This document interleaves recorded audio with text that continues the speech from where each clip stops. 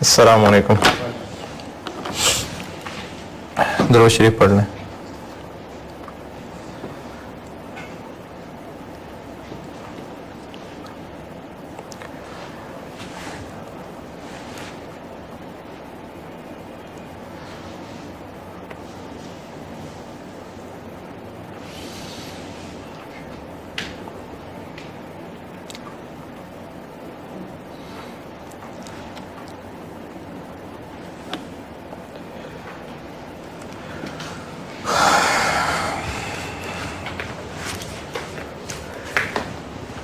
हाँ जी, SOFP मैंने कहा था कि जितने सवाल रह गए कोशिश करें। देखें कैफ 7 वाला आप अगर रिवाइज सारा कर लेते हैं ना, सारी प्रैक्टिस, तो कॉन्फिडेंस आपका अच्छा बढ़ जाएगा। लेकिन अगर आप इसमें सुस्ती करेंगे तो फिर मुश्किल हो जाएगा। कंसोलिडेशन का सवाल लाजमी आता है। मैंने एक्सेस तो दी है कैफ 7 पे, लेकिन फिर भी मैंने बताया तो सारा कुछ ही है यार, और उतने गैप से नहीं बताया जितना कैफ 7 में बताया होता। लेकिन अब आप बड़े हो गए तो मेहनत आपको करनी पड़ेगी। जो कैफ 7 के सवाल मैंने दिए हैं SOFP के, वो आपने सारे करने हैं जितने की उनमें कुछ लगी बात जो आवाम को मसला हो सकता है। एक सर वो मसला हो रहा है, कैश जैसे हम दे रहे हैं इन्वेस्टमेंट के लिए, उसका इफेक्ट बैलेंस शीट में आ रहा है, लेकिन उसके अगेंस्ट जो इन्वेस्टमेंट है वो नहीं आ रहा। उसका कहाँ आ रहा है इफेक्ट? हमने कैश थोड़ी एडजस्ट किए, कैश जब दिया होगा हमने, इन्हीं आप कह रहे हैं वो क्रेडिट हुआ पड़ा है। अच्छा, फिर लेकिन उसके अगेंस्ट जो इन्वेस्टमेंट है वो कोई नहीं आ रहा। तो इन्वेस्टमेंट के अगेंस्ट कैश नहीं रिवर्स किया, दूसरे का इक्विटी उड़ाई है। यही तो कहना, मतलब कैश जो निकला हुआ है उसके अगेंस्ट कुछ आ रहा है, यानी कैश निकला हुआ है लेकिन जो आ रहा है वो नहीं है बैलेंस शीट में। तो ये असल में जो आ रहा है उसी के जरिए तो वो एस को कंसोलिडेट करना है। जो हम एस को कंसोलिडेट, देखें ना, ये दीवारें और जब दरवाजा लगा हुआ है, इन्हीं दीवारों के साथ दरवाजा अटैच है। लेकिन दरवाजा खुलेगा तो लोग अंदर आएंगे ना। तो अब जब दरवाजा ही खोल दिया तो दीवारें एतराज थोड़ी करेंगी कि हमारा दरवाजा किधर गया। दरवाजा खुलेगा तो लोग आएंगे ना। तो पी की बैलेंस शीट में से इन्वेस्टमेंट हटाएंगे तो उसके बदले सारा एस अंदर आएगा। तो इसलिए इन्वेस्टमेंट हटाना जरूरी था, वरना इसने अंदर कैसे आना था, वरना ग्रुप कंसोलिडेट कैसे होना था।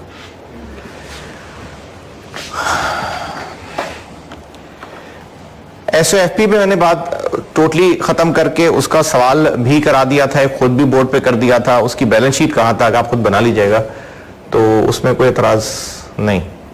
मैं एक क्विकली उसकी फिगर सारी बता देता हूं, क्योंकि मैंने तो ब्रैकेट के अंदर किया हुआ है ना, तो उसमें आपको हो सकता है एतराज हो कि वो ब्रैकेट के अंदर जो किया हुआ है ये कौन सी वाली फिगर्स है। वो मैं जल्दी जल्दी बता देता हूं। बैलेंस शीट के अंदर पीपी के अंदर 125 प्लस 120, ये तो पी और एस की गिवन थी। फिर ये जो इसमें से -8 हुआ है, ये वो वाला 8 है जो हमने land as a purchase consideration दी थी, लेकिन उसको डी रिकॉग्नाइज नहीं किया था। ये वो वाला 8 निकाल लिया। फिर ये जो +3 किया, ये वो प्लांट की फेयर वैल्यू एडजस्टमेंट है। फिर ये जो -1.2 किया हुआ, ये इसी प्लांट के ऊपर 2 साल की एक्स्ट्रा डेप्रिसिएशन है। फिर ये जो -7.6 किया हुआ है, ये वो है जो URP था जो एस ने प्लांट बेचा था। फिर आगे जो -7.8 है, ये वो है जो हमने PPE का इम्पेयरमेंट लॉस निकाला था। इंटेंजिबल एसेट, ये वही ब्रांड है, 12 का हमने रिकॉर्ड किया और -2 साल की इसकी अमॉर्टाइजेशन 4.8 माइनस की। गुडविल 0 है। इन्वेंट्रीज के अंदर 18 और 14 पी और एस की दीवी थी, +4 ये गुड्स इन ट्रांजिट है, -1.8 और -2 ये वही दोनों के URP हैं जो हमने रिटेन अर्निंग में भी लिखे हुए हैं।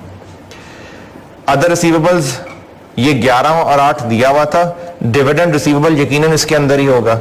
और ये 2.8 क्या है, एस ने 10% डिविडेंड बांटा, यानी एस के कैपिटल का 10%, 4000।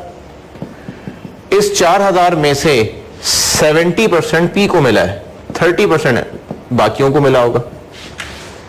तो ये जो 70% मिला है 2800, पेरेंट ने इसको रिसीवेबल बनाया हुआ है। तो यही 2800 इंटर कंपनी है। तो रिसीवेबल में से भी 2800 माइनस और पेएबल में से भी 2800 माइनस। तो ये अदर पेएबल्स में से देखिए P प्लस S है और माइनस 2.8 यही वाला 2.8। कैश एंड बैंक में कोई मसला नहीं था। डेटर के अंदर 22 और 24 ये वो थे P और S के, और 13 क्या है? S के मुताबिक जो अभी पेएबल आ रहा है वो 9 आ रहा है। S के मुताबिक जो क्रेडिटर्स हैं वो 9 है, और हमने इसको पहले टैली करना है, उसके बाद एलिमिनेट करना है। पेरेंट की बुक्स में यानी जो डेटर्स का बैलेंस आ रहा है वो पता नहीं कितना है। एस की बुक्स में क्रेडिटर्स का बैलेंस आ रहा था 9। फिर हमने इसमें 4000 की गुड्स एंड ट्रांजिट की एडजस्टमेंट की, इन्वेंट्री डेबिट क्रेडिटर क्रेडिट। तो अब ये सही बैलेंस 13000 है, और अगर मसला था ही सिर्फ गुड्स एंड ट्रांजिट का तो ये भी यकीनन 13000 ही होगा। तो ये 13000 डेटर में से भी माइनस कर दिया, और क्रेडिटर में देखिए P प्लस S पहले 4 किया है, ये वो गुड्स एंड ट्रांजिट वाला है, फिर माइनस यही वाला 13 किया हुआ। कैपिटल में क्या किया है? कैपिटल में और प्रीमियम में जो पेरेंट ने परचेज कंसिडरेशन सिर्फ रिकॉर्ड की हुई थी वो सिर्फ कैश वाली थी, बाकी रिकॉर्ड ही नहीं किए थे। तो अब रिकॉर्ड कर लेते हैं। तो पेरेंट ने कितने शेयर इशू किए थे? पेरेंट ने 2800 शेयर लिए थे एस के। ये मैंने कल गुडविल की वर्किंग में किया था। इसके बदले 2/5 ये अपने शेयर्स दिए थे, और अपने शेयर्स हमने रिकॉर्ड किए थे इन्वेस्टमेंट में 32 रुपए पे। तो उस 32 में से 10 जो कि फेस वैल्यू है वो कैपिटल में जाएगा, और एक्स्ट्रा यानी 22 वो प्रीमियम में जाएगा। तो यही 10 और 22 करके कैपिटल और प्रीमियम में ऐड किया हुआ। अदर रिजर्व रिटेन अर्निंग की वर्किंग कल कर दी थी। एनसीआई ये भी मैंने वर्किंग कर दी थी। डेफर्ड कंसिडरेशन ये वही जो इनिशियल अमाउंट थी, अब उस बात को 2 साल गुजर गए हैं, तो वो 2 साल कंपाउंड होके आज बैलेंस शीट में आ रही है। डेफर्ड टैक्स ये वर्किंग 5 मैंने शो की हुई है। मैंने आपको इसका वो पोर्शन तो बता दिया था जो रिटेन अर्निंग में आना था। फिर उसके अलावा एक और डीटीएल हमने रिकॉर्ड किया था गुडविल की वर्किंग के अंदर, ये 2000 वो है, और 13 और 16 सवाल में दिए हुए थे। तो सही बैलेंस बन जाएगा 12200 और 13900, और इन दोनों को ऐड करेंगे तो एक ग्रुप आ जाएगा।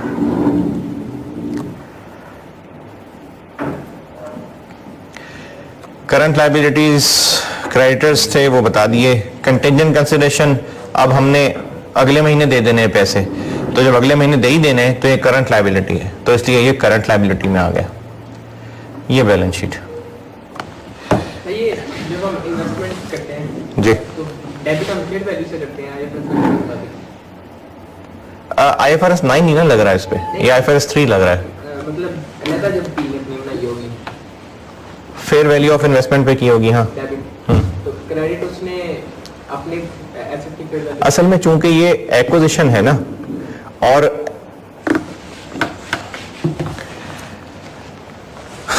मैंने आपको IFRS 10 और IFRS 3 और IAS 27 ये तीनों मिला के कंसोलिडेशन को डील करते हैं।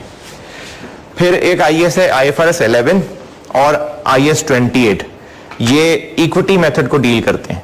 तो मैं आपको जो कंसोलिडेशन पढ़ा रहा हूं उसमें मुख्तलिफ स्टैंडर्ड्स ही से समेटा लपेटा हुआ ये सारे नोट्स हैं। तो मैं आपको IAS के तौर पे नहीं पढ़ा रहा, मैं आपको एक टॉपिक कंसोलिडेशन पढ़ा रहा हूं। वैसे बता देता हूं, IFRS 10 ये कहता है कि जो पेरेंट ने एस में इन्वेस्टमेंट की है, अब उसने वो कंसोलिडेट करनी है ग्रुप, अलग बात है, लेकिन उसकी अपनी फाइनेंशियल स्टेटमेंट भी तो है ना, तो उनमें किस वैल्यू पे आना है? तो वो कंपनी के पास ऑप्शन होती है कि चाहे वो IFRS 9 लगा ले, चाहे जो कॉस्ट पड़ी है उसको वो लगा ले, तो वो कंपनी की मर्जी है। अगर वो IFRS 9 लगाना चाहेगा तो फिर IFRS 9 जो होता था इनिशियल मेजरमेंट फेयर वैल्यू, फिर वो एस के जो शेयर्स लिए हैं फिर उनकी फेयर वैल्यू पे इन्वेस्टमेंट डेबिट कर रहा होगा। लेकिन अगर वो अपनी कॉस्ट पे निकालना चाहेगा तो कॉस्ट यही है कि हमारे पास से क्या जा रहा है।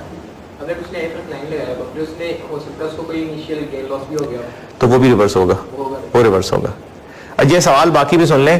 पेरेंट ने अपनी बुक्स में जो पेरेंट ने एस में इन्वेस्टमेंट की हुई है वो हो सकता है पेरेंट की बुक्स में एज पर IFRS 9 आ रहा हो। IFRS 10 अलाउ करता है कि आप चाहे तो कॉस्ट पे रिकॉर्ड कर लें, चाहे IFRS 9 पे रिकॉर्ड कर लें। तो हो सकता है उसने अपनी बुक्स के अंदर IFRS 9 पे रिकॉर्ड किया हो, और कुछ साल गुजरने के बाद उसने उनके ऊपर कोई फेयर वैल्यू गेन लॉस भी रिकॉर्ड किया हो। तो जब वो fair value gain loss record कर रहा होगा तो वो उसकी जाती इनकम स्टेटमेंट बैलेंस शीट तक तो ठीक है, लेकिन ग्रुप पॉइंट ऑफ व्यू से तो ठीक नहीं है ना।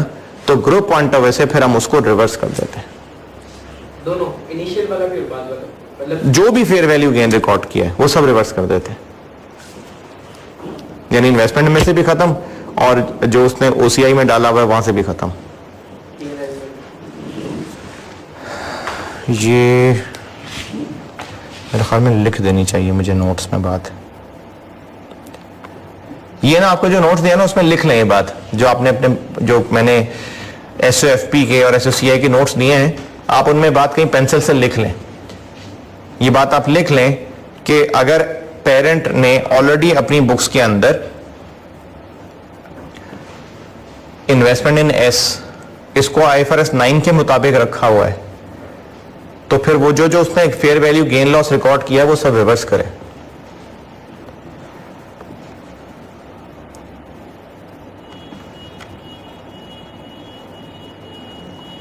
उसको भी फेयर वैल्यू गेन लॉस कहते हैं, वो जो इनिशियल में होता है शुरू में। इनिशियल मेजरमेंट एक्चुअली इसका नाम कोई नहीं है, वो तो यही है ना कि इनिशियल मेजरमेंट के ऊपर ही अगर कोई डिफरेंस आ रहा तो वो पीएनएल में जाना है, तो उसका नाम कोई नहीं है। कहना है तो इनिशियल मेजरमेंट गेन कह दें, loss on investment, loss on initial measurement. वो भी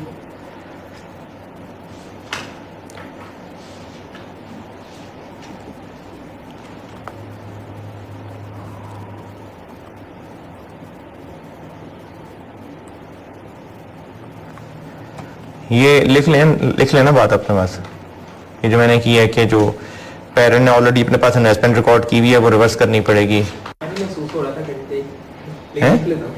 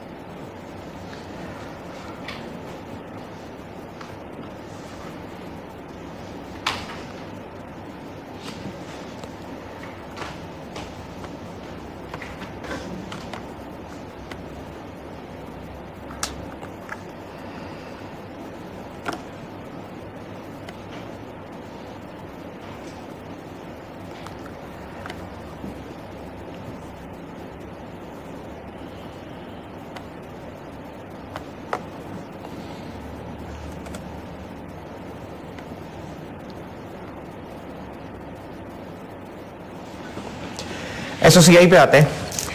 एसओसीआई कौन से एडजस्टमेंट तक पहुंचा था? ये अपने एंड पे वो एक्सपेंसेस वाली थे 3 4। अच्छा, इंटर कंपनी इनकम एक्सपेंसेस बताए थे। इंटर कंपनी इनकम एक्सपेंसेस में ये बताया था कि जो एक की इनकम है और दूसरे का एक्सपेंस है उसको हम इनकम से भी उड़ा देंगे और एक्सपेंसेस से भी उड़ा देंगे।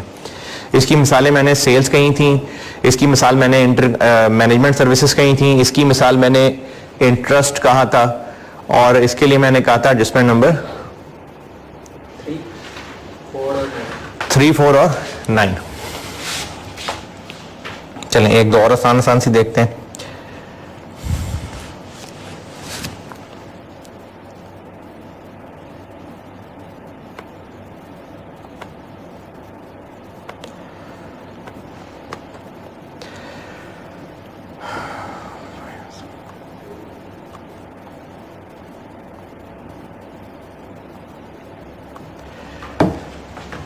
अगर फेयर वैल्यू एडजस्टमेंट हुई थी, वो जो हम गुडविल की वर्किंग में करते हैं, उसका एसओसीआई से क्या ताल्लुक होगा? फेयर वैल्यू एडजस्टमेंट जो उस पर एक्स्ट्रा डेप्रिसिएशन चार्ज करनी है, बैलेंस शीट में क्या करते थे हम, एक्विजिशन डेट से लेके आज तक की डिडक्शन चार्ज करते थे, एस की रिटेन अर्निंग से लेस करते थे और रेलिवेंट पीपी से लेस करते थे। एसओसीआई में क्या करेंगे, सिर्फ extra depreciation for the year लेंगे और उसको एक्सपेंस बनाएंगे। अगर वो कॉस्ट ऑफ सेल वाला एसेट है तो कॉस्ट ऑफ सेल में लिखेंगे, एडमिन सेलिंग वाला एसेट है तो एडमिन डिस्ट्रीब्यूशन में लिखेंगे। यानी एक्सपेंस फॉर द ईयर वो जो एसओसीआई का फेस है, कल मैंने यहां सारा बोर्ड पे सॉल्व किया हुआ था, एसओसीआई का फेस है उसमें रेलिवेंट एक्सपेंस में ऐड कर देंगे, ब्रैकेट में कॉस्ट ऑफ सेल में कर देंगे, डिस्ट्रीब्यूशन में कर देंगे, एडमिन में कर देंगे। और चूंकि ये एस को चार्ज होना है तो एनसीआई की जो वर्किंग कल मैंने यहां बनाई थी एस के पैट में से लेस कर देंगे। और इसी तरह से अगर हमने कोई इंटरनली जनरेटेड इंटेंजिबल एसेट जो बुक्स में नहीं था, हमने रिकॉर्ड किया था एक्विजिशन पे, उसका क्या करें, उसको भी सेम करेंगे कि उसकी जो अमॉर्टाइजेशन फॉर द ईयर है वो एसओसीआई के फेस पे रेलिवेंट एक्सपेंस में आके ऐड होगी।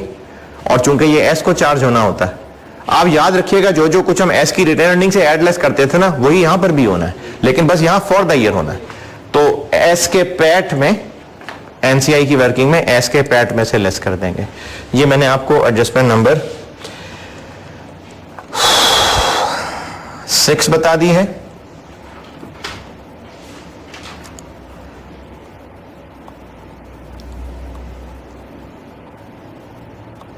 और एडजस्टमेंट नंबर 12 बता दी है।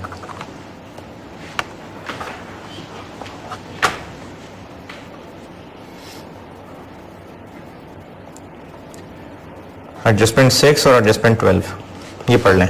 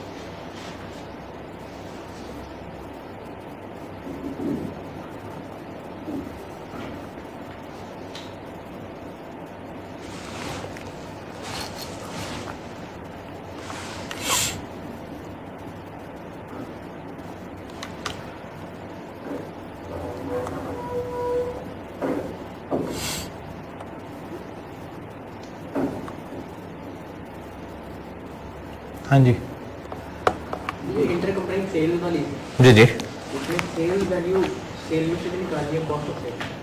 हाँ, ठीक है, तो आप कह रहे हैं कि सेल वैल्यू कॉस्ट में से क्यों निकालनी है? अच्छा, समझा देता हूं, समझाता हूं।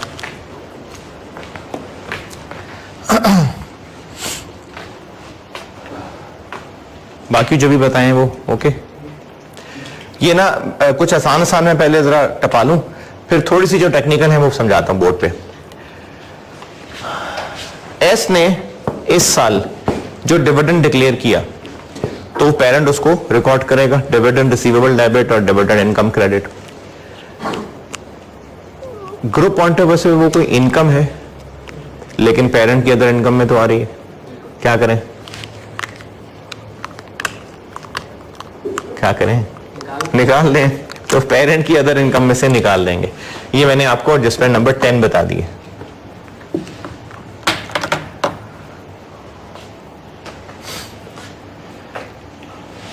एडजस्टमेंट 10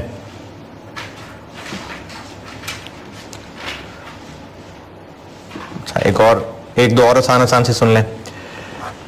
अगर पहले ही साल का सवाल है, यानी इसी साल में एक्विजिशन हुई है, पहले ही साल का सवाल है और बार्गेन परचेज गेन है, बार्गेन परचेज गेन या मैंने एक और नाम बताया था नेगेटिव गुडविल, तो इसको बैलेंस शीट में क्या किया था? किसकी रिटेन अर्निंग? पी की। तो इनकम स्टेटमेंट के सवाल में क्या करें? कुछ भी नहीं करेंगे। उधर जो आ जाएगा ना, उधर नहीं लिखना है एससीआई वाले में। एनसीआई की वर्किंग में नहीं लिखना, क्योंकि एस को नहीं डालना, है पेरेंट की इनकम है, इनकम है। अच्छा, वो रिकॉर्ड नहीं हुई इनकम। रिकॉर्ड कैसे होनी थी? रिकॉर्ड तो रिकॉर्ड तो एसओसीआई में उसको अदर इनकम में शामिल कर लेंगे। तो अगर पहले ही साल का सवाल है और नेगेटिव गुडविल है तो उसको एसओसीआई में अदर इनकम में ब्रैकेट के अंदर ऐड कर लेंगे। ये नंबर 11 बता दी।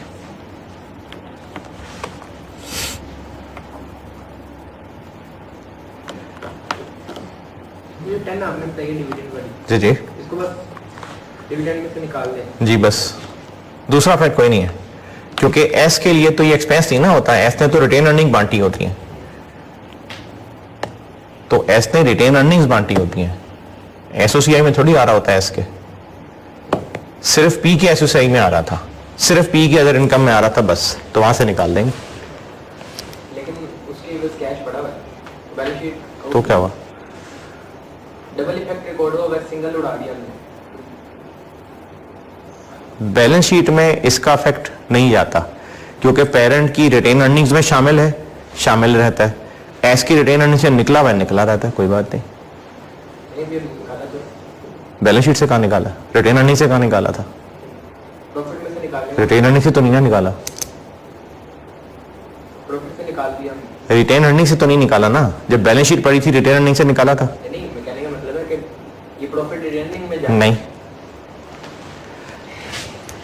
अच्छा जो हमने बैलेंस शीट बनाई थी तब क्या हमने प्रॉफिट लिया था कोई? नहीं, लेकिन प्रॉफिट रिटेनिंग में होता है। प्रॉफिट रिटेन अर्निंग में बिल्कुल होता है। तो उसमें से निकाल दो। तो हमने बैलेंस शीट बनाते हुए कहीं इस प्रॉफिट को इस्तेमाल किया था?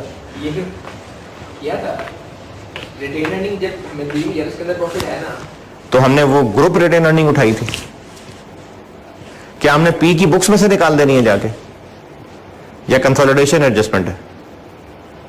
पी की बुक्स में से तो नहीं निकाली ना, तो हमने बैलेंस शीट बनाते हुए पी और एस की रिटेन अर्निंग का इस्तेमाल किया था।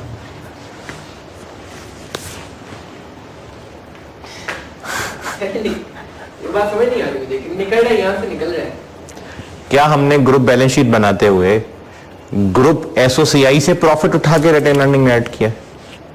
ग्रुप पैसे से उठा के रिटेन अर्निंग में नहीं है। नहीं किया ना, तो ये मसला उसको इफेक्ट ही नहीं करेगा बैलेंस शीट को। नहीं करेगा। लेकिन ऐसा क्यों नहीं हो रहा? मतलब हम अगर सिंगल सवाल कर रहे हैं हम, तो हम इसको लेके नहीं जा सकते वहाँ पे। सिंगल सवाल किसका? मतलब सिंगल सवाल हमारे के जिसमें एसओसीआई भी मांगी है और तो वो भी सिखाऊंगा ना, एसओसी भी मांगी वो सिखाऊंगा, और इसको एसओसीई में कैसे एडजस्ट करना वो भी बताऊंगा। अभी एसओसीआई पढ़ा लूं, फिर मैंने चेंजेस इन इक्विटी भी बतानी है, है। वो तो उसमें आएगी ये बात।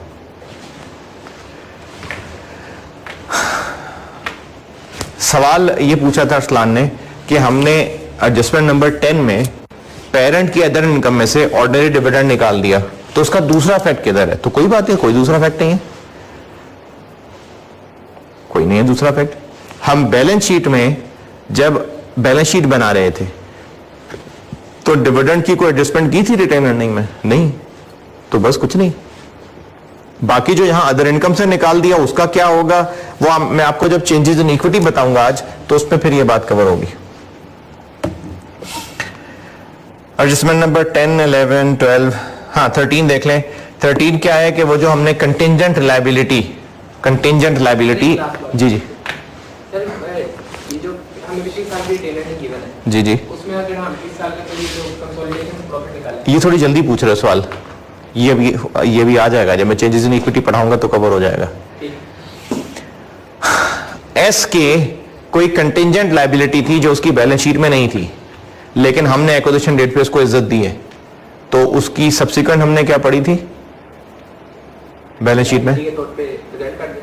कि वो तो इनिशियल था ना कि गुडविल की वर्किंग में हमने उसको फेयर वैल्यू पे रिकॉर्ड कर लिया, अच्छा, कुछ अर्सा गुजरने के बाद अब अगर बढ़ गई है तो फिर हम बढ़ाएंगे और एक्सपेंस बनाएंगे। तो अगर फॉर द ईयर बढ़ी है तो फिर और एक्सपेंस बनाएंगे ना। ये एडजस्टमेंट नंबर 13 में लिखा हुआ है।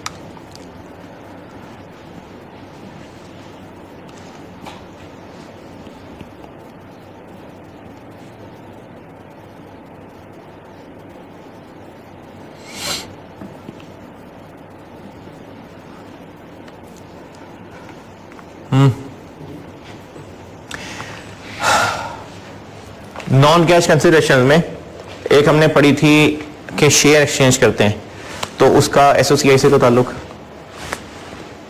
नहीं। डेफर्ड कंसिडरेशन,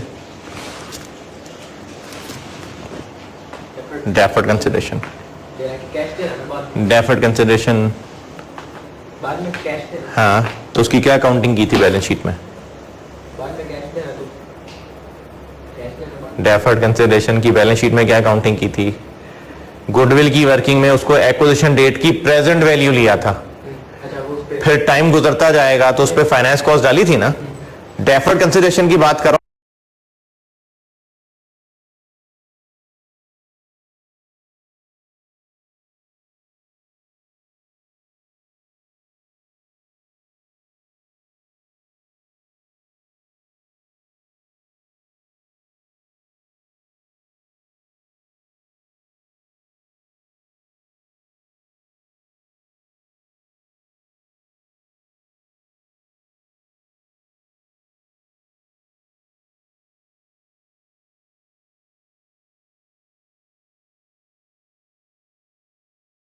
जो मैंने कल सवाल में भी रखी थी कि अगर हमने डेफर्ड कंसिडरेशन का वादा किया है तो हमने एक्विजिशन डेट पे उसकी डिस्काउंटिंग करके रिकॉर्ड किया हुआ है।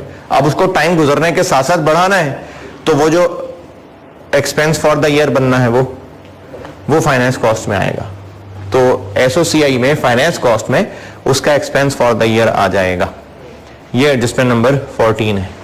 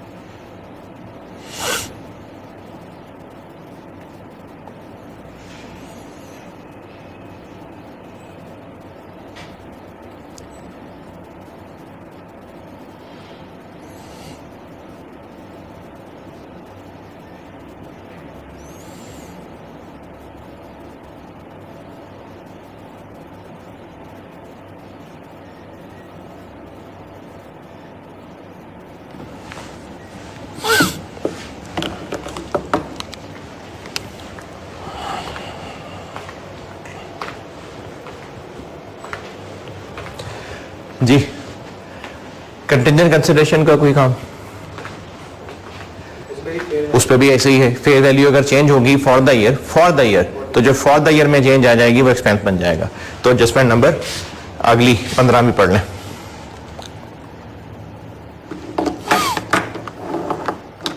एडजस्टमेंट नंबर 15 पढ़ लें। जी सर।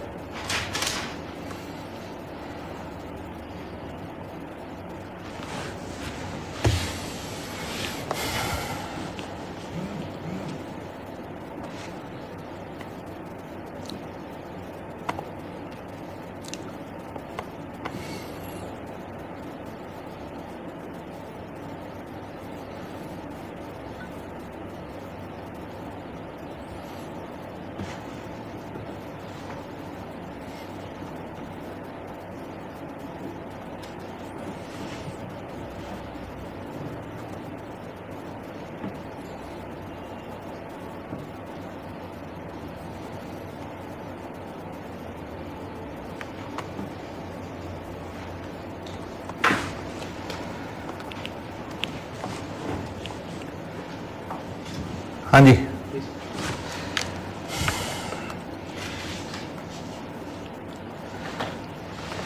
अच्छा एडजस्टमेंट नंबर 16 मैं कराता हूं,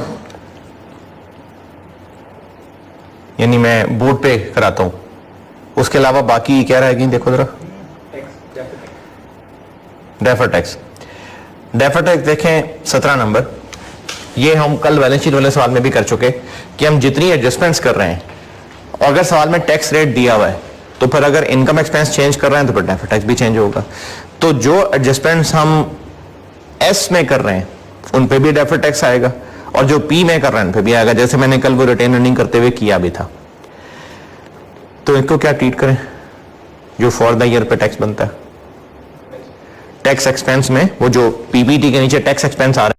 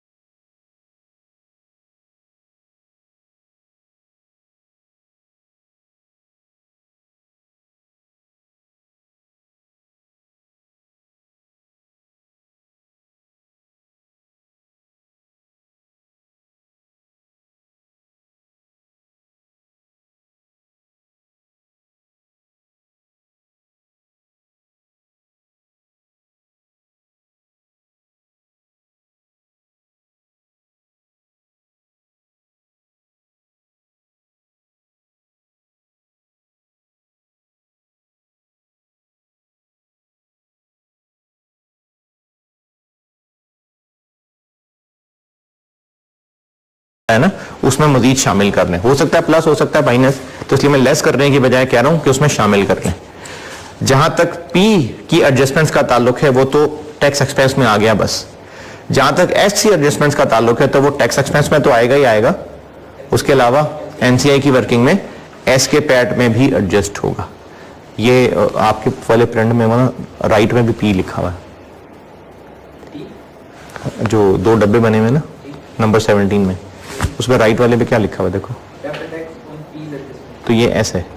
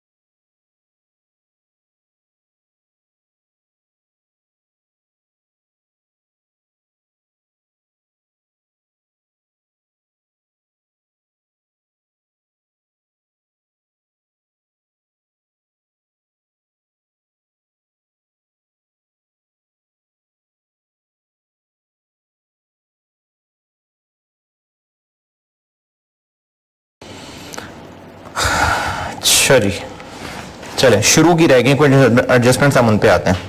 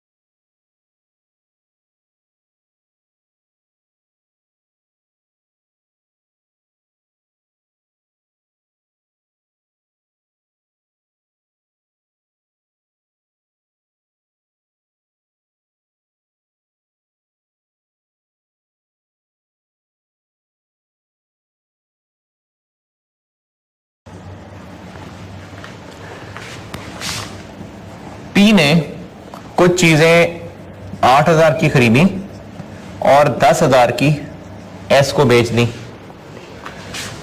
एस को ये चीजें 10,000 की पड़ी और उसने आगे 14,000 की बेच दी। ग्रुप पॉइंट ऑफ व्यू से असली सेल कौन सी है? 14,000। ग्रुप पॉइंट ऑफ व्यू से असली कॉस्ट ऑफ सेल कौन सी है? 8,000। तो हम लोग क्या करते हैं, हम लोग ग्रुप में सेल्स P प्लस एस कर देते हैं, 10 प्लस 14, और कॉस्ट ऑफ सेल्स भी क्या करते हैं, P प्लस एस कर देते हैं। तो इंटर कंपनी की क्या एडजस्टमेंट कल बताई थी? सेल वैल्यू ही, सेल वैल्यू यानी 10 दोनों जगह से उड़ा दें, -10 -10। इससे क्या फायदा हुआ?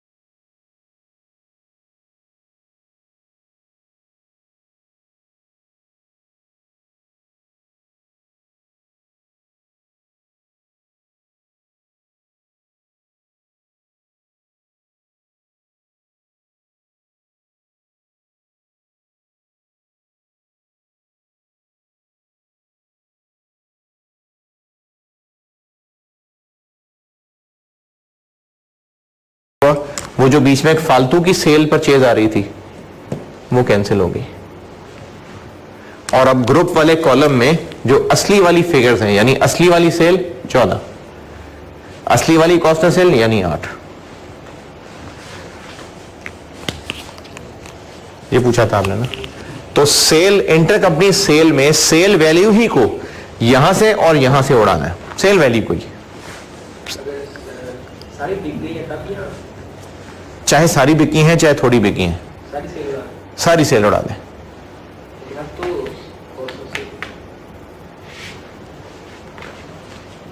अगर सारी नहीं बिकी तो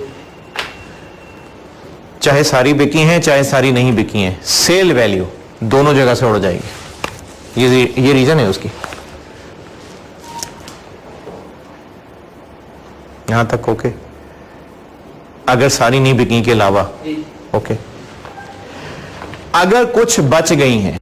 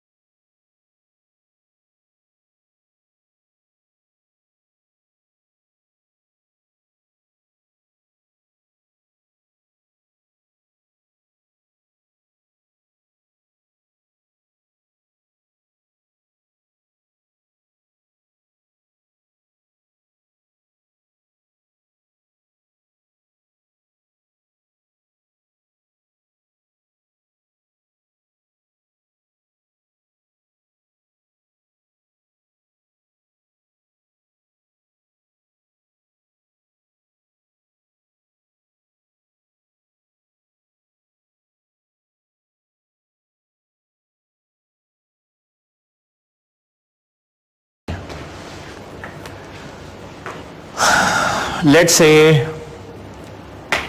कितनी बच गई?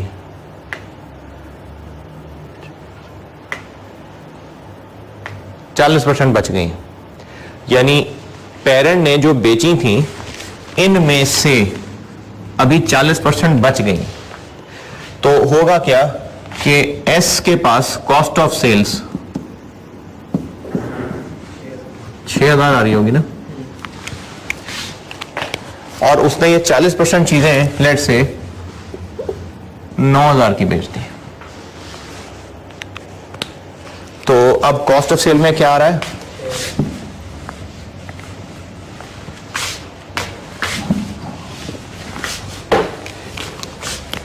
दस प्लस 9 8 प्लस 6।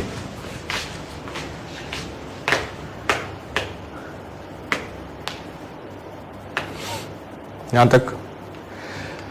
अच्छा, एक चीज और साइड पे देख लेते हैं। ग्रुप पॉइंट ऑफ व्यू से जो चीजें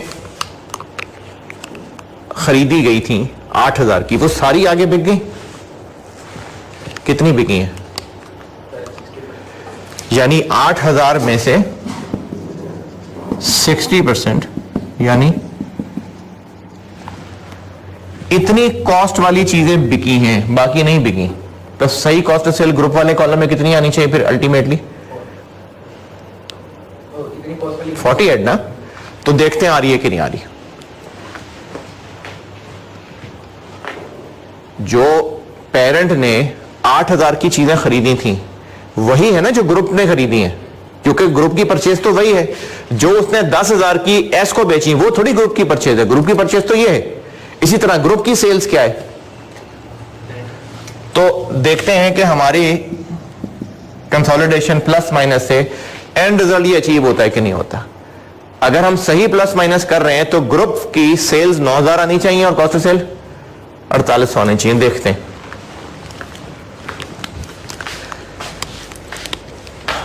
अभी इस वक्त एस के पास कॉस्ट ऑफ सेल 6 आ रही होगी, ये बात ठीक है ना? मैंने कहा है 40% स्टॉक में पड़ी है।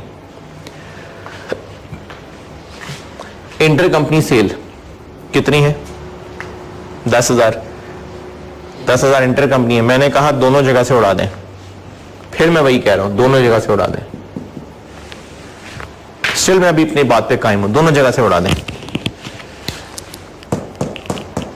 उड़ा दी। ये जो 6000 है ये इन दो चीजों से मिलके बनी है। हमने कौन सी उड़ाई है अभी? ये तो अभी भी कायम है ना। इसमें क्या खराबी है इस 4000 में? ये 4000 एस का क्लोजिंग स्टॉक है जो कॉस्ट ऑफ सेल निकालते हुए लेस किया हुआ है। इस क्लोजिंग स्टॉक में क्या गड़बड़ है? इसमें प्रॉफिट लोडेड है ना। यूआरपी उसी को कहते हैं। कितना यूआरपी है पता है? आपके सामने डाटा है सारा।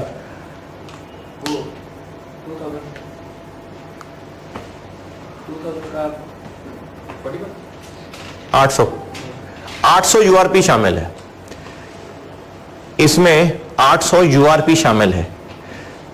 अगर ग्रुप पॉइंट ऑफ से सही को अच्छा दोबारा चाय पी के दोबारा। ये 6000 एस के मुताबिक कॉस्ट ऑफ सेल्स है। इस 6 को निकालने के लिए ये दो चीजों का इस्तेमाल हुआ है, एक 10 और एक 4। इस 6 में से जब मैंने 10 हटा दिया तो बाकी 4 तो भी है ना। कॉस्ट ऑफ सेल्स में क्लोजिंग स्टॉक का क्या काम होता है? कॉस्ट ऑफ सेल निकालते हैं, माइनस हो रहा होता है। तो 6 में से जब मैंने 10 निकाल दिया तो बाकी -4 तो है ना। उस -4 में क्या मसला है कि उसमें प्रॉफिट लोडेड है यूआरपी। कितना यूआरपी? 800। क्लोजिंग स्टॉक ज्यादा निकला हुआ है ना, फिर 800 से ज्यादा निकला हुआ है। क्लोजिंग स्टॉक क्या करता है? कॉस्ट ऑफ सेल को बढ़ाता है कि कम करता है? क्लोजिंग स्टॉक माइनस हो रहा होता है तो कॉस्ट ऑफ सेल को कम करता है। क्लोजिंग स्टॉक ज्यादा लिखा हुआ है तो कॉस्ट ऑफ सेल्स कम आई हुई है। यूआरपी हटाना है उसमें से, तो क्या करें? कॉस्ट ऑफ सेल में ऐड कर दें। कितना यूआरपी? 800 प्लस 800। इसका टोटल क्या बना? 9000। इसका टोटल क्या बना?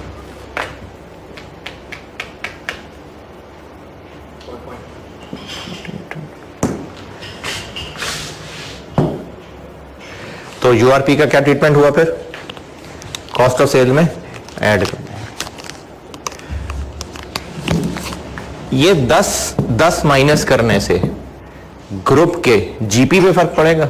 10 और 10 माइनस करने से दोनों में से 10 माइनस किया नहीं, वो ग्रुप के जीपी पे फर्क पड़ेगा?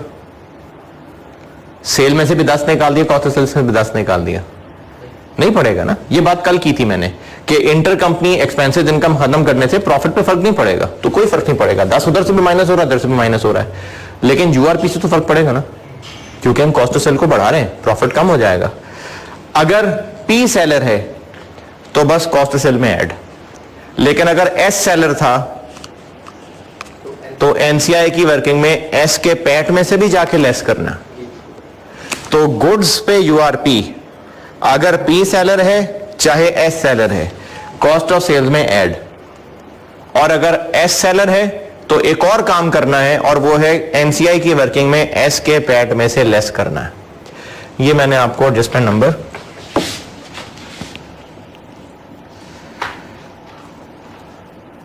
कौन सी बता दी?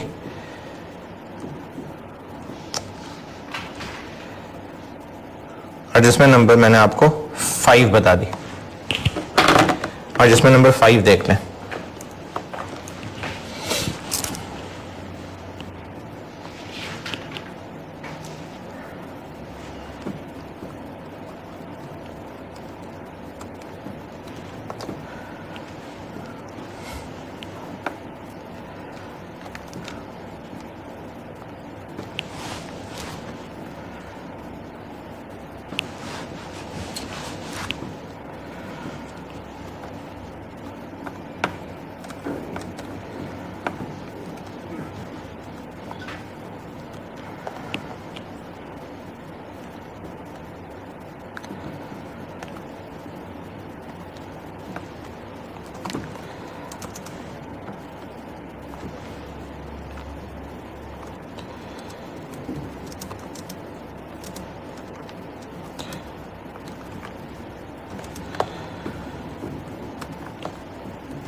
हाँ जी, एडजस्टमेंट 5 ठीक।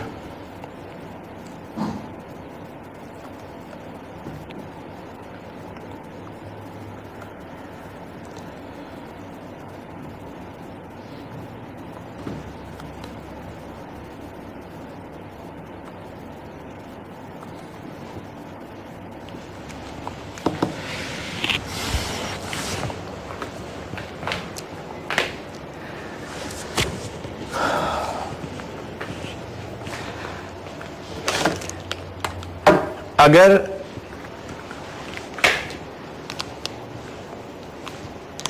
पी ने या एस ने एक दूसरे को कोई प्रॉपर्टी प्लांट इक्विपमेंट बेचा है, अगर जिसने बेचा है उसके पास भी वो पीपीई के तौर पे ही था तो क्या करेंगे, और अगर उसके पास वो गुड्स के तौर पे था तो क्या करेंगे? ये दो अलग अलग बातें हैं। जिसने अब खरीदा है वो तो उसको पीपीई कह रहा है, तभी तो वो सेल ऑफ पीपीई कह रहा हूं मैं, प्रॉपर्टी प्लांट इक्विपमेंट। लेकिन जिसने बेचा है उसके पास अगर वो भी पहले पीपीई के तौर पे पड़ा हुआ था तो क्या करना है, और अगर उसके पास वो गुड्स के तौर पे पड़ा हुआ था तो क्या करना है। जैसे अगर कोई बिजनेस है वो इक्विपमेंट्स बेचता है तो उसका वो गुड्स है, लेकिन जिसको बेचा अगर उसने इंस्टॉल कर लिया तो उसका वो पीपीई बन गया। तो इसलिए जो बेचने वाला है उसके पास ये पीपीई के तौर पे ही था तो क्या, और अगर उसके पास ये गुड्स के तौर पे था तो क्या। पहले बात करते हैं कि बेचने वाले के पास पीपीई के तौर पे था, तो उसने जब बेचा होगा तो I-16 डिस्पोजल किया होगा, उस डिस्पोजल पे कोई प्रॉफिट या लॉस आया होगा। चले प्रॉफिट बता देता हूं, लॉस इसका उलट होता है। फिर वो प्रॉफिट इसकी एसओसीआई में कहां आ रहा होगा? अदर इनकम में आ रहा होगा। तो इंटर कंपनी है ना ये, तो क्योंकि पी ने एस को बेचा है या एस ने पी को बेचा है तो इंटर कंपनी हुआ ना ये, तो आता रहे। क्या करें फिर? अदर इनकम में शामिल है वहां से माइनस कर दें, और अगर पी सेलर है तो बस, लेकिन अगर एस सेलर है तो एनसीआई की वर्किंग में एस के पैट में से भी माइनस करना है। ये आपको मैंने एडजस्टमेंट नंबर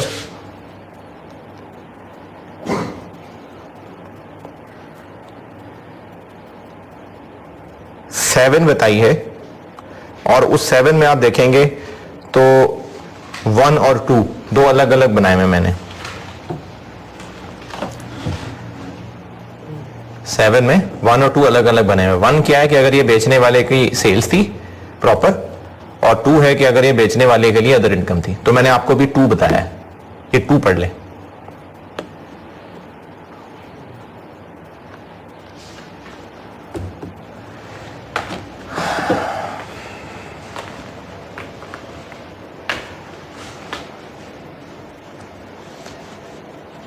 लेकिन अगर ये बेचने वाले के लिए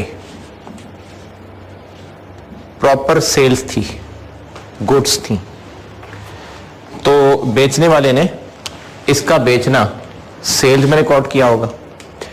प्रॉफिट ऑन डिस्पोजल या पूरी सेल वैल्यू? पूरी सेल वैल्यू।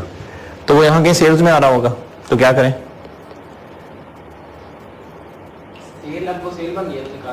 तो सेल्स में से निकाल दें, क्योंकि इंटर कंपनी सेल है, निकाल दें। यानी अगर उसने कोई 7,000 का एसी बेचता है, 7,000 का एसी 12,000 का बेच दिया, तो 12,000 इसकी सेल्स में आ रहा होगा ना। अब ये इंटर कंपनी है तो यहां से निकाल दें, और दूसरे की कॉस्ट ऑफ सेल में भी आ रहा होगा, दूसरे की कॉस्ट ऑफ सेल में भी आ रहा होगा। नहीं, उसकी तो पीपी है तो नहीं आ रहा होगा, यानी सिर्फ सेल्स में आ रहा होगा। तो क्या करें? सेल्स में से निकाल दें, सिर्फ सेल्स में से निकाल दें। लेकिन इसमें एक अजीब बात यह हो जाएगी कि बेचने वाले ने जब सेल्स रिकॉर्ड की होंगी तो कॉस्ट ऑफ सेल भी तो रिकॉर्ड की होंगी, क्या नहीं की होंगी? तो अब देखिए, सेल्स में से 12,000 निकाल दिया तो कॉस्ट ऑफ सेल में 7 को आने ने, ये तो फेयर, ये तो इंसाफ नहीं है। तो फिर क्या करें? कॉस्ट ऑफ सेल को भी निकालते हैं। वहां से 12, यहां से 7। ये पॉइंट दोबारा सुनिए। अगर पी ने लेट से एस को अपनी इन्वेंट्री में से निकाल के कोई चीज बेची है, लेकिन वो बायर उसको पीपी ही कह रहा है, जैसे मैंने एसी की मिसाल दी है, तो बेचने वाले ने तो सेल और कॉस्ट ऑफ सेल लिखा होगा ना। सेल चूंकि इंटर कंपनी सेल है, ग्रुप की तो सेल नहीं है वो, तो सेल में से निकाल लेंगे 12,000 7,000। अब अगर सेल्स में से निकाल दिया तो उसकी कॉस्ट क्यों आने दें कॉस्ट ऑफ सेल में, वरना तो प्रॉफिट खराब हो जाएगा। तो उसको कॉस्ट ऑफ सेल में से भी निकाल देंगे। 12 या 7? 7। तो सेल में से उसकी सेल निकाल देंगे, कॉस्ट में से उसकी कॉस्ट निकाल देंगे। और अगर पी सेलर है तो बस, लेकिन अगर एस सेलर है तो सेल भी और कॉस्ट दोनों खत्म करने का मतलब है प्रॉफिट खत्म करना है। तो एस के पैट में से प्रॉफिट लेस कर देंगे।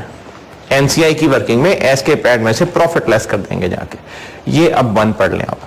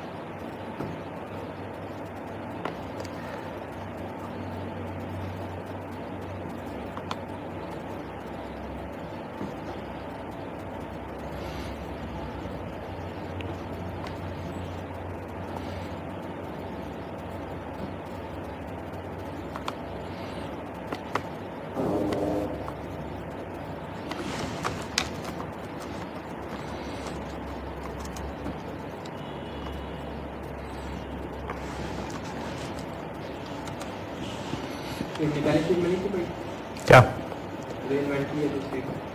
बैलेंस शीट में फर्क नहीं पड़ रहा था ना, क्योंकि इसके यूआरपी का तो ट्रीटमेंट सेम ही होगा।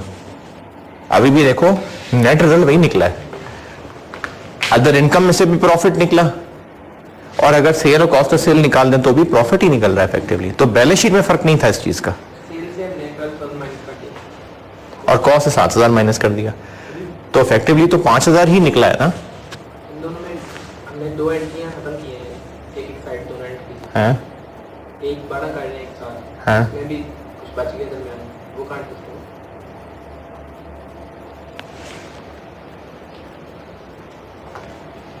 नहीं तो हम यूआरपी एसेट में से भी तो निकाल रहे होते थे ना। Less profit. हम रिटेन अर्निंग से भी निकाल रहे होते थे और एसेट से भी निकाल रहे होते थे। तो दूसरा फैक्ट ये कि एसेट से निकल रहा होगा।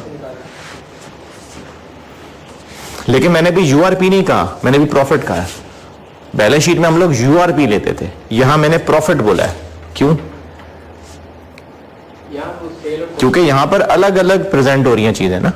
तो प्रॉफिट कहा है मैंने। एडजस्टमेंट नंबर 6 जो पढ़ने 6-5 कौन सी 7 एडजस्टमेंट नंबर 7 का है ना पढ़ने को। तो ये प्रॉफिट है, यूआरपी नहीं लिखा है, इस पे प्रॉफिट लिखा हुआ। ये 1 और 2 ध्यान से पढ़ लीजिए। 2 ये है कि बेचने वाले ने उसको एज एन अदर इनकम दिखाया था, तो वो जो प्रॉफिट ऑन डिस्पोजल था वो उसकी अदर इनकम में आ रहा होगा। 5000 निकाल दें वहां से। अगर पी सेलर है तो अदर इनकम से निकाल दें, एस सेलर है तो अदर इनकम से भी निकालें, और एनसीआई की वर्किंग में एस के पैट से भी निकालें। लेकिन अगर ये बेचने वाले के लिए प्रॉपर गुड्स थी तो फिर उसने profit on disposal other income में नहीं डाला होगा, उसकी सेल्स में रखी होगी और कॉस्ट ऑफ सेल में रखी होगी। तो सेल में से सेल निकाल दें, कॉस्ट ऑफ सेल में से कॉस्ट ऑफ सेल निकाल दें, और इफेक्टिवली अभी भी 5000 ही कम हो रहा है प्रॉफिट्स में से। और अगर एस सेलर है तो फिर एक काम और करें कि एनसीआई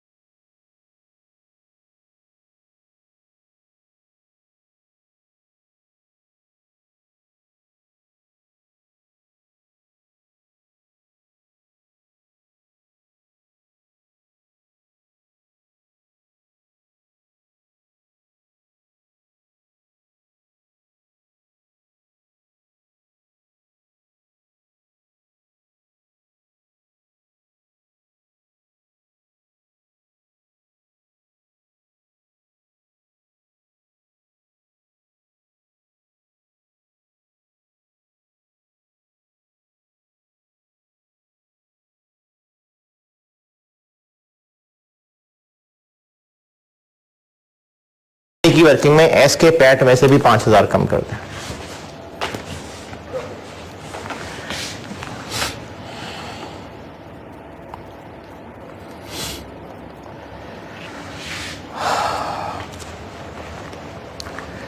जो डेप्रिसिएशन इस प्रॉफिट की वजह से ज्यादा चार्ज हुई, ग्रुप पॉइंट ऑफ व्यू से वो एक्सपेंसेस में आना सही है, तो वो एक्सपेंसेस में आ रही है। अभी क्या करें?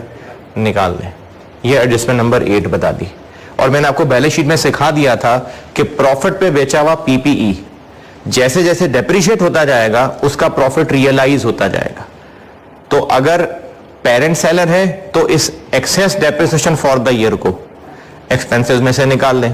क्यों निकाल लें? क्योंकि एक्सपेंसेस में चार्ज हुआ है, ग्रुप के लिए थोड़ी वो कोई एक्सपेंस है। और अगर एस सेलर है तो एक्सपेंसेस में से भी निकालें, और चूंकि उसका प्रॉफिट रियलाइज हो गया तो एनसीआई की वर्किंग में उसके पैट में ऐड कर दें। ये एडजस्टमेंट नंबर 8 बता दिया आपको। अच्छा, अब एडजस्टमेंट 8 में फर्क नहीं पड़ रहा कि बेचने वाले ने उसको सेल्स में रखा हुआ था कि अदर इनकम में रखा हुआ था, क्योंकि बात तो एंड पे प्रॉफिट ही की आ रही है ना। तो एडजस्टमेंट 8 में कोई फर्क नहीं है कि एडजस्टमेंट 7 का 1 था कि 2 था। लेने वाले का दे दी था। तो एडजस्टमेंट नंबर 8 बता दिया आपको।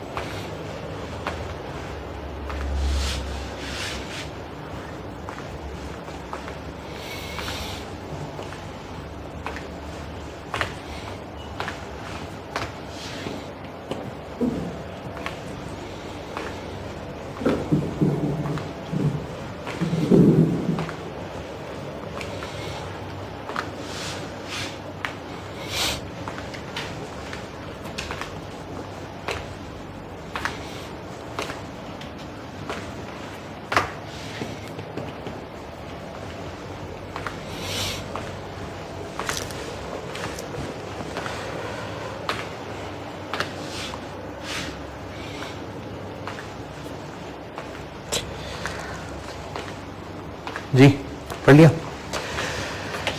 अच्छा, अब ना एक कमांडो एक्शन चाहिए आपसे, और क्योंकि इनकम एसोसीआई के साथ ना मैंने एक कंप्रिहेंसिव सवाल भी कराना है और आपको वो भी कराना है चेंजेस इन इक्विटी, लेकिन अगर अभी करा दूंगा तो एसोसीआई में कुछ कच्चा कच्चा रह जाएगा। आप एक काम ये कर दें कि आप, क्योंकि अभी तकरीबन घंटा हुआ है, तो मैं कम से कम एसोसीआई इस लेक्चर 45 में पूरा करना चाह रहा हूं, वो जो बल्कि वो भी बता ही देता हूं, वो बता के 45 पूरा कर लेता हूं। लेकिन आप ना 46 सुनने से पहले, लेक्चर 46 सुनने से पहले आप एसओसीआई के सारे सवाल जो प्रैक्टिस क्वेश्चन में है ना, मैं आपको बता देता हूं कौन से, वो करेंगे आप पहले, वो करेंगे फिर आप 46 लगाएंगे, क्योंकि 46 के अंदर मैंने चेंजेस इन इक्विटी बतानी है और एसओसीआई और एसओएफपी का कंबाइंड सवाल बताना है। हो सकता है एक कर भी दूं, और अगर नहीं भी किया तो एटलीस्ट उसको करने का तरीका बता दूं। लेकिन उन सवालों पे जाने से पहले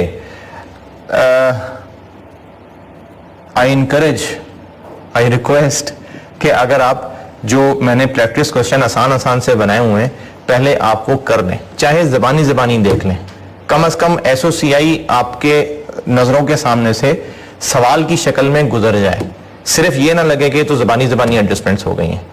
तो मैं आपको एक सवाल करा देता हूं, हल्का सा सवाल है।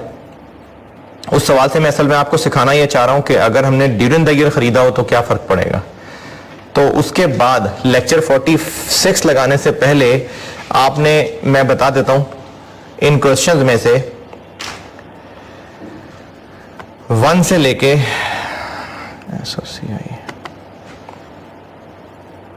छोटे से सवाल है, 5-5, 10-10 मिनट के सवाल हैं, और अगर जबानी देख लें तो 2-2 मिनट के सवाल हैं। क्वेश्चन 1 से लेके 7 तक जी, क्वेश्चन नंबर 1 से लेके 7 तक ये आप करके उसके बाद लेक्चर 46 लगाइएगा। छोटे से सवाल हैं, मैं सिर्फ ये चाह रहा हूं कि एसओसीआई आपके नजरों से कुछ मिसालें गुजर जाएं सही। तो 1 से लेके 7 तक मैं भी आपको बोर्ड पे ना क्वेश्चन 8 करके दे रहा हूं, वो भी एक सवाल नजर से गुजर जाएगा, और मैं इसमें वो जो एडजस्टमेंट अभी मैंने छोड़ी है एक्विजिशन ड्यूरिंग द ईयर वो भी बता दूंगा। तो एक सवाल मैं बोर्ड पे कर रहा हूं छोटा सा, और उसके बाद लेक्चर 46 लगाने से पहले आप क्वेश्चन 1 से लेके क्वेश्चन 7 तक सॉल्व कर रहे हैं, उसके बाद 46 लगा रहे हैं।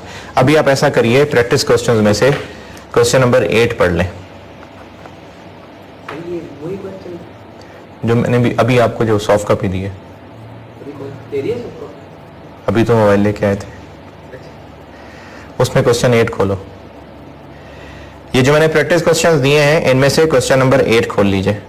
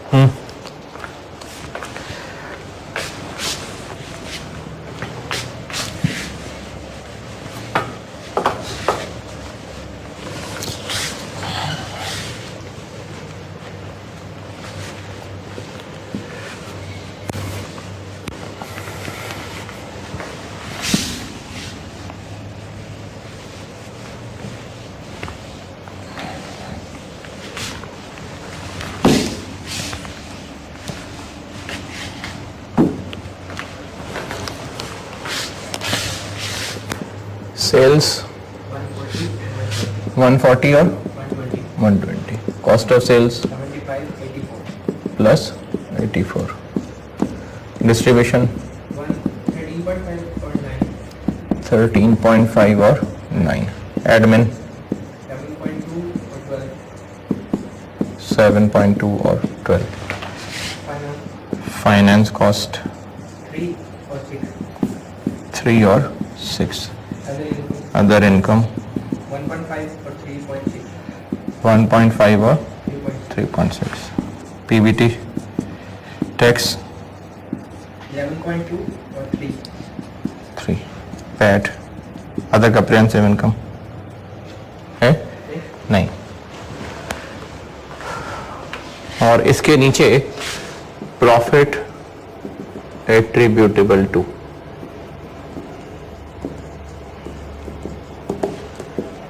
शेयर होल्डर्स ऑफ पी और एनसीआई, और एनसीआई की वर्किंग में एस का पैट है। एस का पैट कितना है?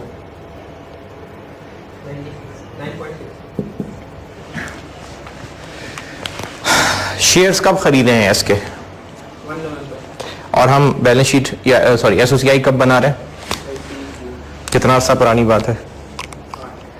तो पूरा साल तो गुजरा ही नहीं है, गुजरे ही सिर्फ 8 महीने हैं। बैलेंस शीट होती है एज एट। अगर हमने एस का कंट्रोल हासिल कर लिया है साल के आखिरी दिन 4:55 पे, तो ईयर एंड पे हमारा कंट्रोल है ना, तो ईयर एंड के एसेट्स पे हमारा कंट्रोल है, पूरी बैलेंस शीट कंसोलिडेट होगी। लेकिन एसओसीआई होती है फॉर द ईयर, पूरे साल पे फैले होते हैं उसके इनकम और एक्सपेंसेस। हमने जब कंट्रोल हासिल किया उसके बाद हमारी मेहनत शामिल हुई ना, तो जो एस की सेल्स हैं उन पे खुश हमें एक्विजिशन के बाद से होना चाहिए। हमें उसकी उन सेल्स पे अपनी फख्र जताना चाहिए जो हमारे एक्विजिशन के बाद हुई हैं। तो अगर पहले साल का सवाल है और पूरा साल गुजरा भी नहीं है, तो हमें एस की सारी इनकम्स और सारे के सारे एक्सपेंसेस को साथ कंसोलिडेट नहीं करना, सिर्फ उन एक्सपेंसेस इनकम्स को करना है जो एक्विजिशन डेट के बाद हुए हैं। असल में क्या होता है?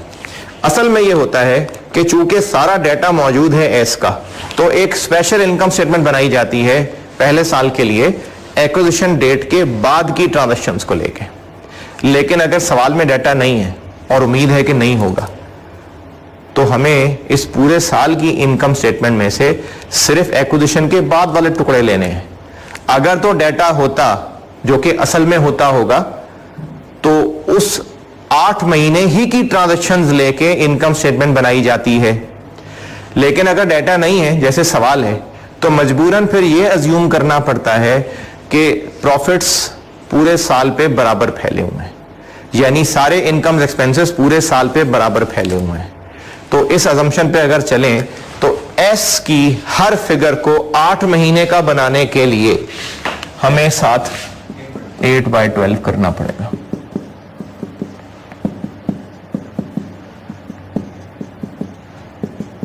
एस को, पी को नहीं।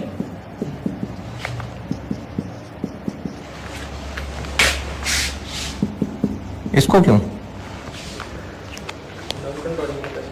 क्योंकि हम जब एस को कंसोलिडेट कर ही 8 महीने का रहे हैं, तो हम एस के 8 महीने के प्रॉफिट्स पे हक जताने लगे हैं ना, तो एनसीआई को भी फिर उस 8 महीने के प्रॉफिट में से हिस्सा दिखाना है 8/12। ये फर्क पड़ता है। बाकी देखें क्या क्या एडजस्टमेंट्स हैं सवाल में, और क्या एडजस्टमेंट्स हैं।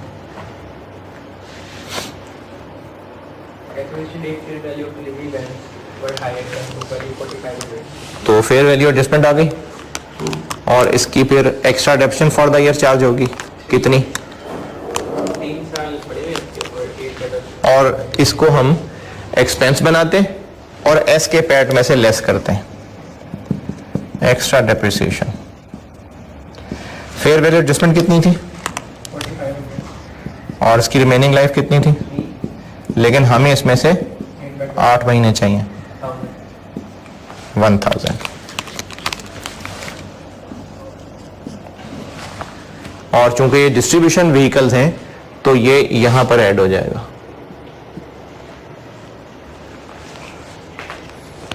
और क्या एडजस्टमेंट है, He had been selling goods to X some years ago. Average sales were 1000 per month. Per month आ गई सेल्स। तो जब हम एस को कंसोलिडेट कर ही 8 महीने की रहे हैं तो इंटर कंपनी भी फिर 8 महीने की, तो -8 और -8, और इनमें से कुछ चीजें बची हुई भी हैं तो फिर यूआरपी भी होगा।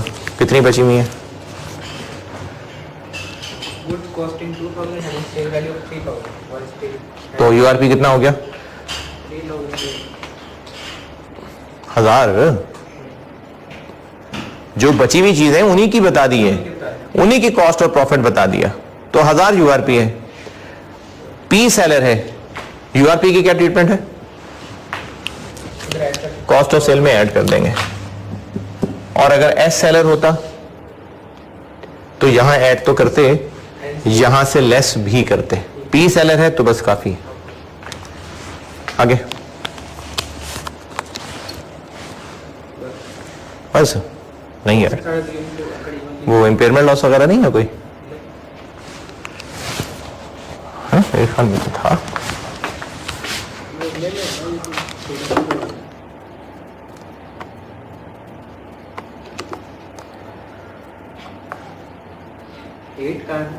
जी जी,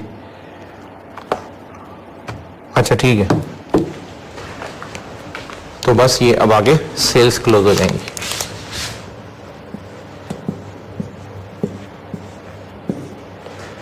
ये कितनी हो जाएंगी, 212 कॉस्ट ऑफ सेल्स,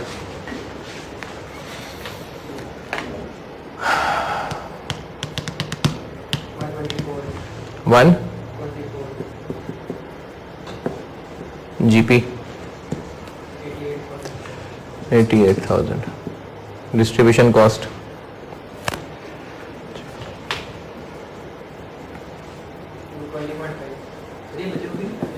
क्या हुआ, उधर एक एसओसी पूरी शक्ल दिखा दूं ना,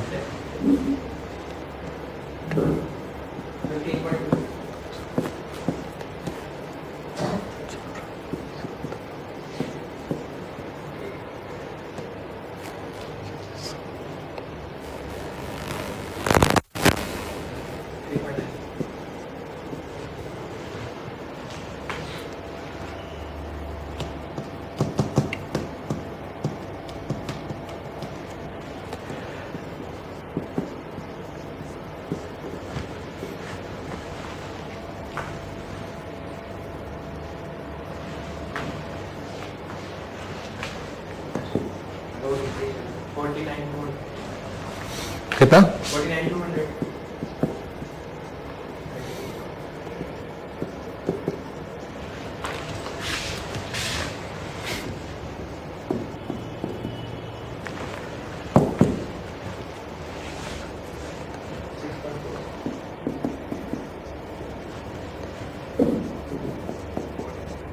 एनसीआई कितना, 5400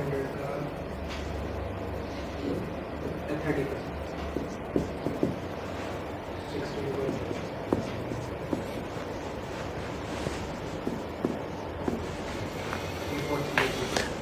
34380।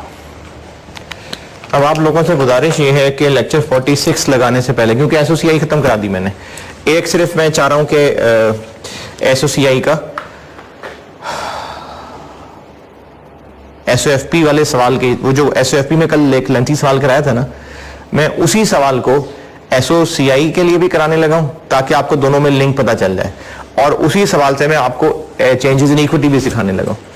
तो 46 पे मैं ये काम करूंगा, लेकिन आप एक मेहरबानी ये करिए कि लेक्चर 46 लगाने से पहले क्वेश्चन नंबर 1 से लेके 7 तक सारे कर दें।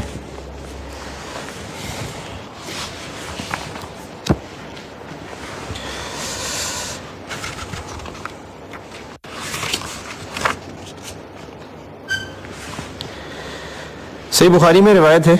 अच्छा, मैंने कल जिस हदीस पे एंड किया था ना, उसमें आपसे ने फरमाया था कि जो जहन्नम में ज्यादा ले जाने वाली चीजें हैं, 2 हैं, एक मुंह और एक शर्मगाह। उसी कॉन्टेक्स्ट में एक एडिशनल एक और हदीस है, सही बुखारी में रिवायत है, सैयदना सहल बिन साद रज़ियल्लाहु अन्हु से रिवायत है कि रसूलुल्लाह सल्लल्लाहु अलैहि वसल्लम ने फरमाया, जो शख्स मुझे अपने दोनों जबड़ों के दरमियान की चीज ज़बान और दोनों टांगों के दरमियान की चीज यानी शर्मगाह की जमानत देगा, मैं उसके लिए जन्नत का दामन। अब इसकी इंटरप्रिटेशन क्या है? हम जिंदगी में जितने भी गुनाह करते हैं, या तो वो गुनाह या उन गुनाहों तक पहुंचने की वजह या तो हमारी जबान होती, हमने झूठ बोल दिया, हमने ताने मार दिए, गालियां दे दी, इस बात पर लड़ाई बढ़ गई, या तो जबान रीजन बनी उसकी, या फिर हमारी जो अंदर डिजायर्स हैं, हम सारे जवान लोग मेरे सामने मेरी बात सुन रहे होते हैं, तो हमारे अंदर जो हमारी डिजायर्स हैं, सेक्सुअल डिजायर्स हैं, दुनिया में जितने गुनाह हैं उनका कहीं ना कहीं लिंक इनसे बन रहा होता है। तो अब इनकी वजह से जो अंदर इंस्टिंक्ट्स हैं, जो अंदर डिजायर्स हैं, उनको पूरा करने के लिए इंसान नाजायज जराए भी इस्तेमाल करेगा। आपने फरमाया इन 2 बातों की जमानत दे दो, जन्नत की जमानत है। यानी जो हमारे अंदर सेक्सुअल डिजायर्स बनेंगी और जो उसका हलाल तरीके हैं, उसके अलावा अगर कुछ करेगा तो गुनाह है, तो इसकी जमानत दे दें। और जबान से झूठ नहीं बोलना, ताने नहीं मारने, जो जो भी जबान की बुराइयां हैं, किसी को तकलीफ नहीं पहुंचानी, उसकी जमानत दे दें, तो आप फरमा रहे हैं कि मैं उसके लिए जन्नत का जामिन हूं। 46 लेक्चर में मिलते हैं।